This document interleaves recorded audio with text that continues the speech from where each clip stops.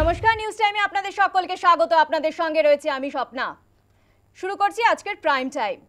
প্রথমেই যে গুরুত্বপূর্ণ খবরে চোখ রাখবো, এবার গুপ্তচর অভিযোগে গ্রেফতার করা হয়েছে সিআরপিএফ এক জওয়ানকে। এবার গুপ্তচর অভিযোগে গ্রেফতার করা হয়েছে সিআরপিএফ এক জওয়ানকে। দিল্লি থেকে গ্রেফতার মতিরাম জাট। সিআরপিএফ জওয়ানকে গ্রেফতার করলো এনআইএ। 2023 সাল থেকে গুপ্তচর বৃত্তির অভিযোগ, পাক গোয়েন্দাদের থেকে টাকাও পেত অভিযুক্ত।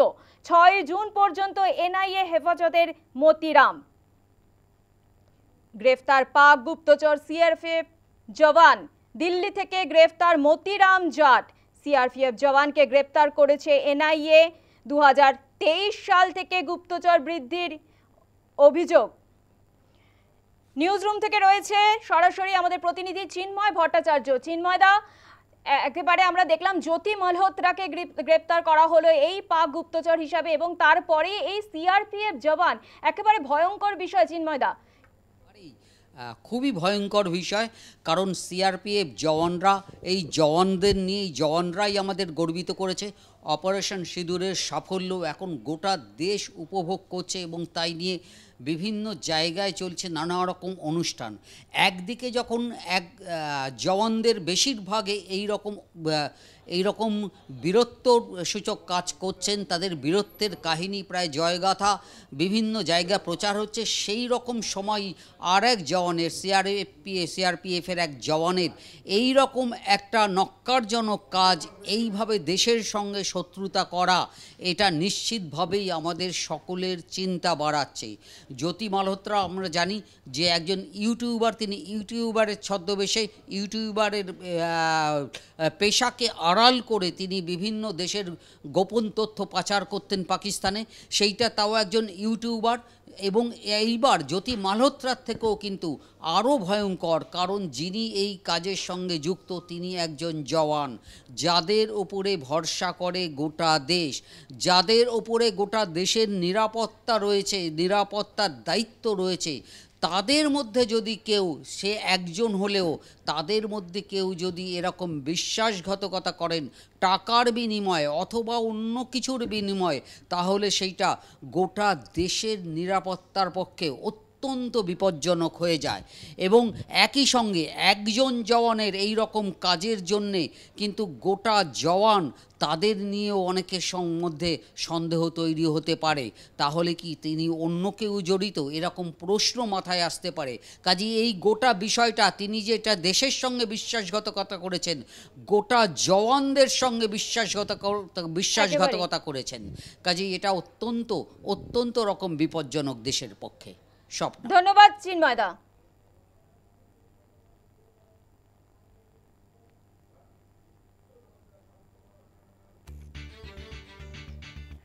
ধর্মতলায় কার্তুজের পাহাড়, এই খবর নিয়ে ফিরছি একটা বিরতির পর।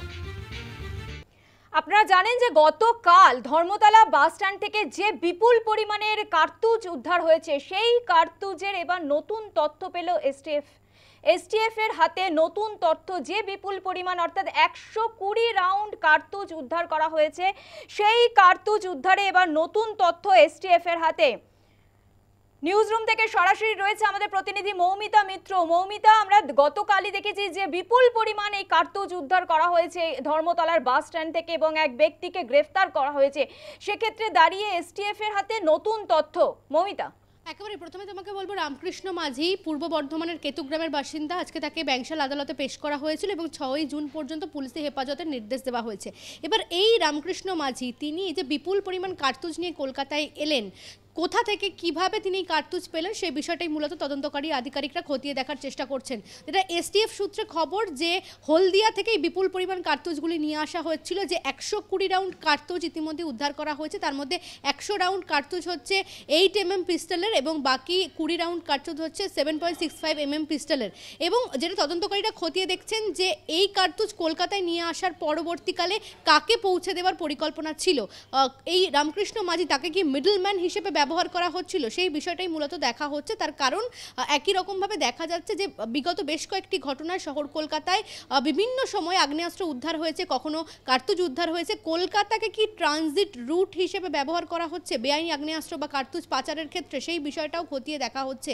এবং এই রামকৃষ্ণ মাঝির কাছ থেকে মেচেদার বাসের টিকিট পাওয়া গিয়েছিল, সেটাও কিন্তু একটা ধোঁয়াশার জায়গা যে কলকাতায় অর্থাৎ ধর্মতলা বাস স্ট্যান্ডের থেকে তাকে পাকড়াও করা হয়। পরবর্তীকালে কি ধর্মতলা থেকেই আবারও মেচেদা বা জেলার কোনো জায়গায় সীমান্তবর্তী কোনো জেলায় এই কার্তুজ পাচারের একটা পরিকল্পনা করা হয়েছিল, সেই বিষয়গুলোও কিন্তু খতিয়ে দেখা হচ্ছে। যদিও রামকৃষ্ণ মাঝির আইনজীবী তিনি আদালতে দাবি করেন যে তিনি একজন ডেলিভারি পার্সন, তিনি ব্যক্তিগত কাজে কলকাতায় আসছিলেন, একেবারেই সেটা বলা হচ্ছে। তবে 120 রাউন্ড কার্তুজ একজন ব্যক্তির কাছ থেকে পাওয়া যাচ্ছে একবারে, সেটা কিন্তু একটা রীতিমতো একটা চাঞ্চল্যের বিষয়। এবং কলকাতা পুলিশের এসটিএফ এই রামকৃষ্ণ মাঝিকে হেফাজতে নিয়ে জিজ্ঞাসাবাদ করে মূলত এটাই জানার চেষ্টা করছেন যে এই বিপুল পরিমাণ কার্তুজের উৎস কি এবং কোথায় এগুলো পাচারের চেষ্টা করা হচ্ছিল।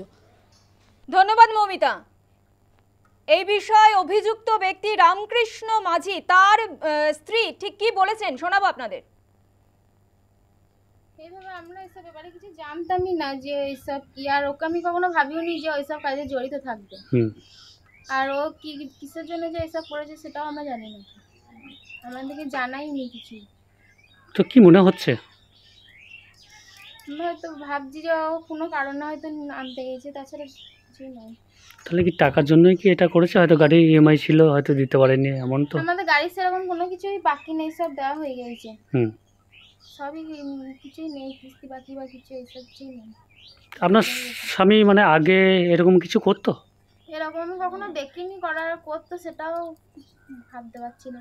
আর কখনো কেউ বাড়িতে আসা যাও সেরকম দেখিনি। তাহলে কি মনে হচ্ছে ফাঁসানো হয়েছে? এরকম তো মনেও হচ্ছে যে ফাঁসিয়েছে হয়তো কেউ কোনো রকম ভাবে।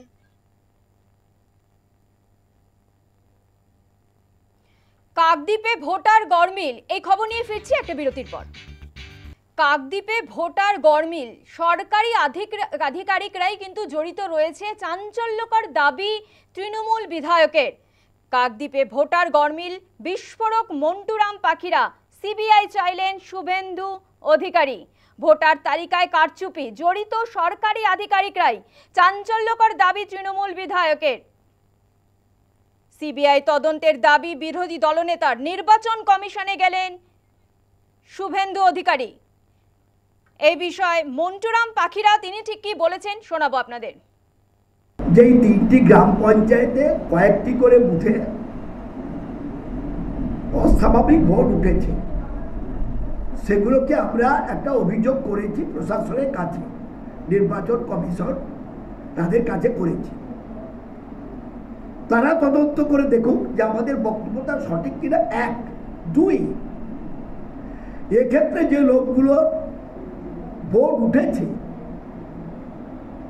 এ অর্থে আমি বলবো তাদেরকে উৎসাহিত করা হয়েছে, তারা দীর্ঘকাল এখানে আছে, কিন্তু তারা কখনো ভোট তুলবার জন্য এত আগ্রহী ছিলেন না। কিছু দালাল চক্র আর কাকদ্বীপ এসডিও অফিস এবং বিডিও অফিসের কিছু সরকারি কর্মচারী আমলা, তার সঙ্গে নামখানা বিডিও অফিসে বা যারা নামখানা ব্লকে এই নির্বাচনের কাজটা করেন, তারা এই অনিয়ম এবং এই চক্রের মধ্যে জড়িয়ে আছে, যুক্ত আছে। তাদেরকেই প্রশাসন বার করুক, সেটা তাদের কাজ, কাজটা আমাদের নয়। অর্থের বিনিময়ে হাজার হাজার টাকা, লক্ষ লক্ষ টাকার গল্প এখানে। ভোটার তালিকার এই কারচুপি নিয়ে স্থানীয়রা কি বলছেন শোনাবো আপনাদের। আপনি কতদিন ভোটার হয়েছেন? 4-5 বছর হয়েছে। ভোট দিয়েছেন? হ্যাঁ, ভোট দিয়েছি। আপনি বাংলাদেশ থেকে কতদিন আগে এখানে এলেন? 35-40 বছর হয়ে গেছে। এইখানে দেরি হলো, এইখানে অনেকবার জমা দিয়েছি, হয়নি। এই করতে করতে কত কিছু করতে করতে তারপরে কিছু পয়সা করে দিয়ে করতে হয়েছে। টাকা পয়সা দিতে হলো? অল্প কিছু দিয়েছি। কত টাকা দিয়েছিল? 10,000 টাকা মতো দিয়েছিল। কাকে দিলেন টাকাটা? টাকাটা ওই পার্টির লোকে দিয়েছিল। কোন পার্টির লোক? এই তো তৃণমূল লোকে দিয়েছিল। আমরা তো এই দেশে জন্ম নয়, যার সার্টিফিকেট নেই। না, আমার জন্ম সার্টিফিকেট নেই। আমি বাংলাদেশীয়, আমার বাবা মারও বাংলাদেশীয়। আমাদের এখানে এসসি বলে তো স্থানীয় হয়েছে, না হলে তো স্থানীয় হতো না। আমি চাই, আমি এখানে নাগরিক হতে চাই স্যার, আমরা এখানে নাগরিক হতে চাই। আমরা এই যে বাচ্চা কাচ্চা কিনে স্বামীকে নিয়ে। এই ঘটনায় প্রতিবেদন তুলে ধরেছে আমাদের প্রতিনিধি প্রসেনজিৎ সাহা। কাকদ্বীপ মহকুমার বিভিন্ন প্রান্তে বেআইনিভাবে বাড়ছে ভোটারের সংখ্যা। বাংলাদেশ থেকে আগত মৎস্যজীবীরা তারা কার্যত টাকা পয়সার বিনিময়ে ভোটার তালিকায় নাম তুলতে সক্ষম হচ্ছেন শুধুমাত্র এসডিও অফিস, বিডিও অফিসের লোকদের কারচুপির জন্য। যারা এই অফিসগুলিতে কাজ করেন তাদের অনেকেই এই দুর্নীতির সাথে যুক্ত, এমনটাই অভিযোগ করেছেন রাজ্যের প্রাক্তন মন্ত্রী তথা কাকদ্বীপের বিধায়ক মন্টুরাম পাখিরা। ইতিমধ্যেই নির্বাচন কমিশনের তরফ থেকে কাকদ্বীপের 3 আধিকারিকের বিরুদ্ধে অভিযোগ দায়ের হয়েছে। আর এবার কাকদ্বীপের বিধায়ক মন্টুরাম পাখিরা তিনিও কার্যত সেই অভিযোগের আঙুল তুলেছেন, যা নিয়ে ইতিমধ্যেই রাজনীতির আঙিনা সরগরম হয়েছে। কাকদ্বীপের 3টি গ্রাম পঞ্চায়েত এলাকায় অস্বাভাবিকভাবে ভোটার সংখ্যা বৃদ্ধি পাওয়ায় কার্যত প্রথম বিষয়টি নজরে আসে নির্বাচন কমিশনের।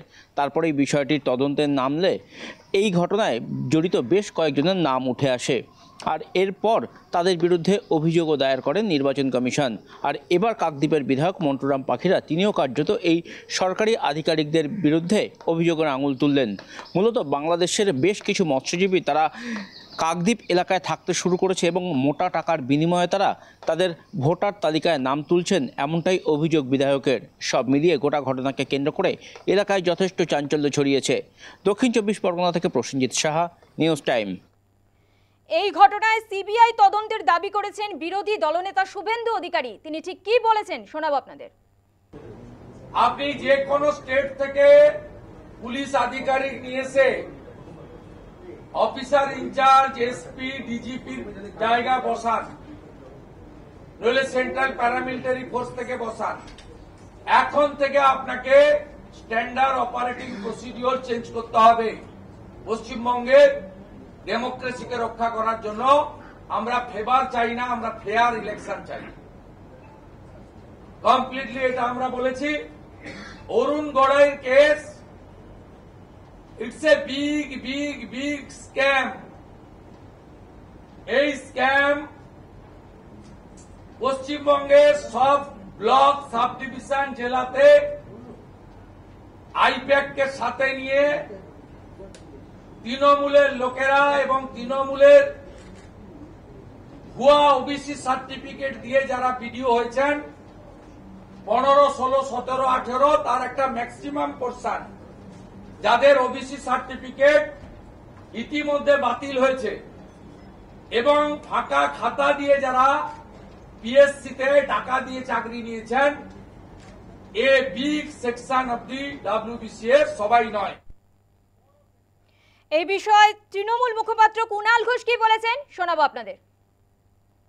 সরকারি আধিকারিক মানে যে সব তৃণমূল বা তারা সরকারের প্রচন্ড শুভানুধ্যায়ী, এটা ভাবার তো কোনো কারণ নেই। মমতা বন্দ্যোপাধ্যায় রাজনৈতিক পরিবর্তনের মাধ্যমে মানুষের সরকার গড়েছেন, কিন্তু সরকারের বিভিন্ন কাঠামোয় এমন অনেক ব্যক্তি আগে থেকেই চাকরি করছেন বা তারপরেও এসছেন, যারা হয়তো রাজনৈতিকভাবে তৃণমূলের সঙ্গে একমত নন। তারা হয়তো সঠিকভাবে কেউ দায়িত্ব পালন করছেন না, কেউ হয়তো এমন কাজ করছেন যাতে সরকারকে অস্বস্তিতে পড়তে হয় বা অন্য কোনো নেগেটিভিটির ছাপ থাকে। তো ফলে সরকারি কাঠামো মানেই তারা সরকারের শুভানুধ্যায়ী, এটা ভাবার কোনো কারণ ঘটে। এই যে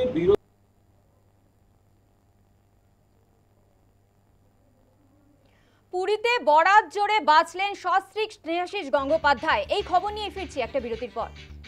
পুরীতে ছুটি কাটাতে গিয়েছিলেন স্নেহাশিস গঙ্গোপাধ্যায় ও তার স্ত্রী অর্পিতা গঙ্গোপাধ্যায়, কিন্তু ফেরি দুর্ঘটনার কবলে পড়লেন। অর্থাৎ সমুদ্রের মাঝপথে গিয়ে তারা ফেরি দুর্ঘটনার কবলে পড়েন। অর্পিতা গঙ্গোপাধ্যায় যেটা অভিযোগ জানাচ্ছেন যে 10 জনের ক্যাপাসিটি ছিল এই ফেরিতে, কিন্তু বেশি অর্থের লোভে সেখানে 3-4 জন প্যাসেঞ্জারকে বেশি নেওয়া হয়, এমনটাই কিন্তু জানিয়েছেন অর্পিতা গঙ্গোপাধ্যায়। পুরীতে বেড়াতে গিয়েছিলেন স্নেহাশিস গঙ্গোপাধ্যায় ও তার স্ত্রী অর্পিতা গঙ্গোপাধ্যায়।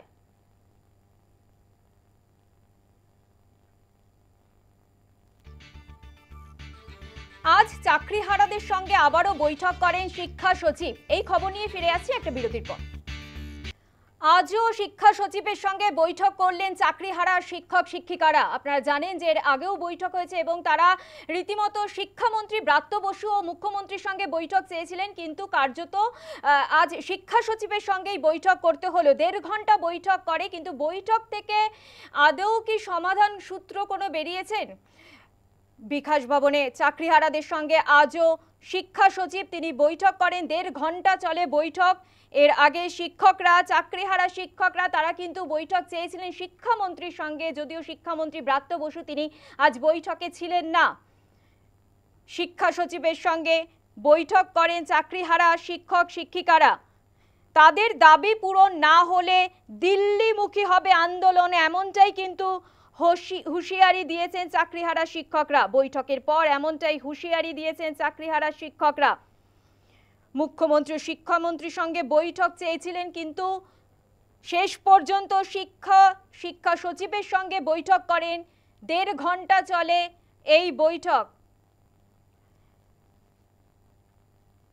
বিকাশ ভবন থেকে সরাসরি রয়েছে আমাদের প্রতিনিধি প্রিয়াঙ্কা আইজ ভৌমিক। প্রিয়াঙ্কা, শিক্ষামন্ত্রীর সঙ্গে বৈঠক চেয়েছিলেন, কিন্তু শিক্ষা সচিবের সঙ্গে আজ বৈঠক হলো। বৈঠকে কি কি জানা গিয়েছে? বৈঠকের পর আন্দোলনকারী শিক্ষক শিক্ষিকারা কি জানিয়েছেন?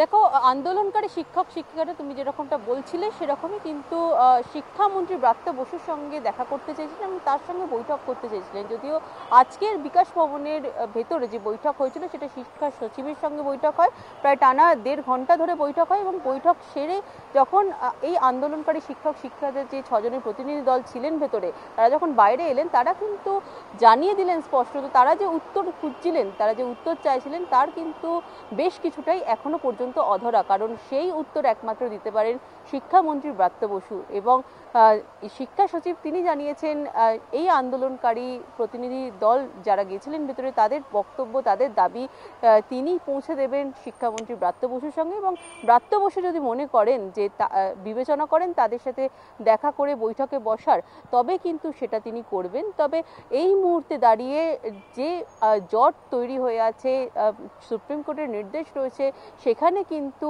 কোনোভাবেই রাজ্য সরকারের তরফ থেকে আইনের বাইরে কিছু করতে পারবে না এবং সেক্ষেত্রে সুপ্রিম কোর্টের নির্দেশ মেনে যাবতীয় কাজ করতে হবে রাজ্য সরকারকে। এবং যে বিষয়টা এই চাকরিহারা শিক্ষক শিক্ষিকাদের তরফ থেকে জানতে চাওয়া হয়েছিল, তুমি জানো সুপ্রিম কোর্টের তরফ থেকে 31শে মে পর্যন্ত ডেডলাইন দেওয়া হয়েছে নোটিফিকেশন জারি করার জন্য, রাজ্য সরকারকে বলা হয়েছে বিজ্ঞপ্তি জারি করার জন্য। সেক্ষেত্রে দাঁড়িয়ে রাজ্য সরকার কি ভাবনা চিন্তা করছে, কিভাবে নোটিফিকেশন জারি না করে এই সব চাকরিহারা শিক্ষক শিক্ষিকাদের আবার পুনরায় চাকরিতে বহাল করবেন, সেই বিষয়গুলো নিয়ে কিন্তু স্পষ্ট হতে চেয়েছিলেন তারা। যদিও এই বক্তব্য কোনো কিছুই কিন্তু তাদের কাছে পরিষ্কার হয়নি। সুতরাং এই মুহূর্তে দাঁড়িয়ে তারা যে বৈঠক করেছেন সেই বৈঠক কিছুটা হলেও আশাপ্রদ এবং বেশিরভাগটাই কিন্তু হতাশাজনক, এমনটা বলা যেতেই পারে। কারণ তারা এই বৈঠকের মধ্যে থেকে কোনো স্পষ্ট বার্তা পায়নি। এইটা পরিষ্কার হয়ে গেছে যে রাজ্য সরকার এই সব চাকরিহারা আন্দোলনরত শিক্ষক শিক্ষিকাদের জন্য যেটা ভাবনা চিন্তা করছে, আইনি পথে তারা লড়াই করবেন এবং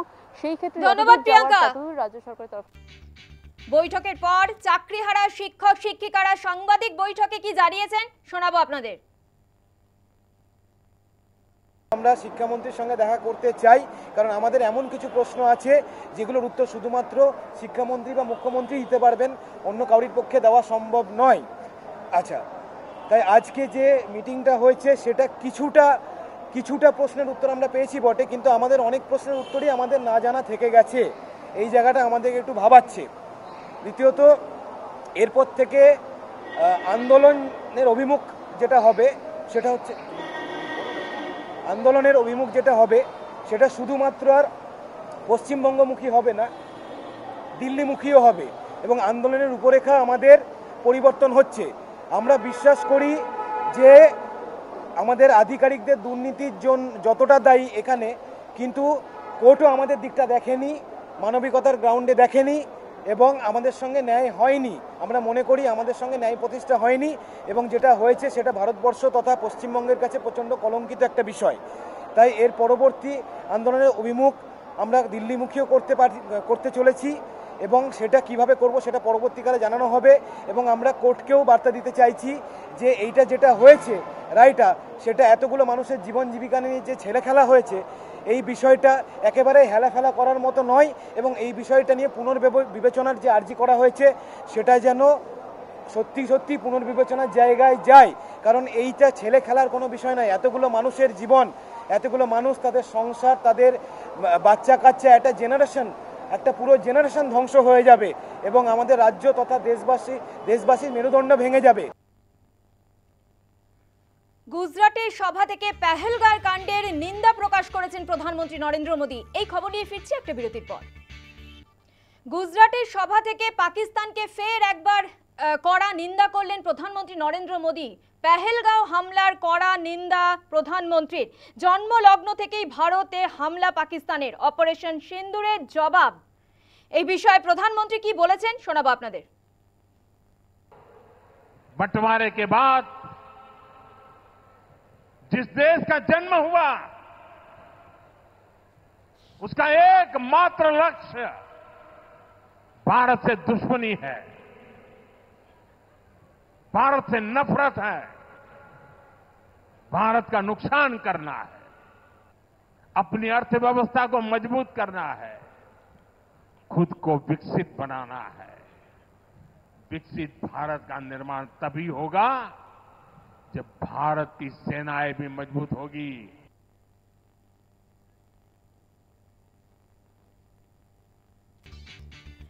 অপারেশন সিন্দুরের ভূয়সী প্রশংসা অভিষেক বন্দ্যোপাধ্যায়ের মুখে। এই খবর নিয়ে ফিরছি একটা বিরতির পর। ফের কেন্দ্রের ভূয়সী প্রশংসা অভিষেক বন্দ্যোপাধ্যায়। ভারত নিখুঁতভাবে এয়ার স্ট্রাইক করেছে, কোনো সাধারণ মানুষের গায়ে আঘাত লাগেনি। সাপ সাপই থাকে, দৈত্য দৈত্যই থাকে, সবাইকে সন্ত্রাসবাদের বিরুদ্ধে লড়তে হবে, বার্তা তৃণমূল সাংসদের। কি বলেছেন তৃণমূল সাংসদ শোনাবো আপনাদের। When the terror attack was carried out this year on the 22nd of April, we actually expected Pakistan to do justice and bring the perpetrators to book. Either you bring justice to them or justice needs to be done to them. You anyway have to do justice. We waited patiently for a week, 10 days, 14 days. Then India eventually carried out the airstrikes on the 7th of May after waiting for 14 days. Why I'm mentioning about the airstrike? Because the airstrikes were so precise. It was carried out with so much of precision. We ended up successfully destroying 9 terror infrastructure without endangering a single civilian life. This is what India is, firm in resolve, yet honorable in action. Now ask